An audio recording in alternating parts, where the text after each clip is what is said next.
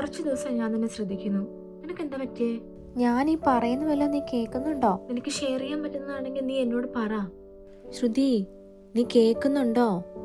ആരോടെങ്കിലും പറഞ്ഞാൽ നിനക്ക് കുറച്ച് ആശ്വാസം കിട്ടും, അതുകൊണ്ടാ ഈ പറയുന്നേ. എനിക്കറിയത്തില്ലടി, ഞാൻ ഞാൻ ഒന്നും ചെയ്തിട്ടില്ല.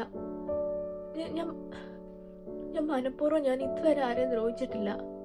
ആ കുട്ടിക്ക് ഞാൻ നല്ലതേ ചെയ്തിട്ടുള്ളൂ. പക്ഷെ എനിക്കറിയില്ല ഏത് അവളുടെ പ്രശ്നമാണോ? നീ ഇതൊക്കെ ഉള്ളിൽ വെച്ചോണ്ടിരുന്ന എങ്ങനെ ശരിയാവും? പക്ഷെ പക്ഷെ എനിക്കറിയില്ല ആ കുട്ടി എന്തിനാ എന്നെ ടാർഗറ്റ് ചെയ്യുന്നതെന്ന്.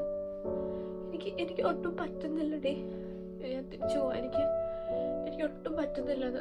ഇതിലും വലിയ പ്രശ്നങ്ങളുള്ള മനുഷ്യന്മാരുണ്ട്, അവരതൊക്കെ നേരിടുന്നില്ലേ? അതൊക്കെ ചുക്കുമ്പോ ഇതെന്താ? അങ്ങനെയല്ലടാ, എനിക്കറിയില്ല എങ്ങനെ പറയണമെന്ന്. എടാ, ഒരു പ്രശ്നം ഉണ്ടായാൽ അതിനൊരു സൊല്യൂഷൻ അവിടെ ഉണ്ട്.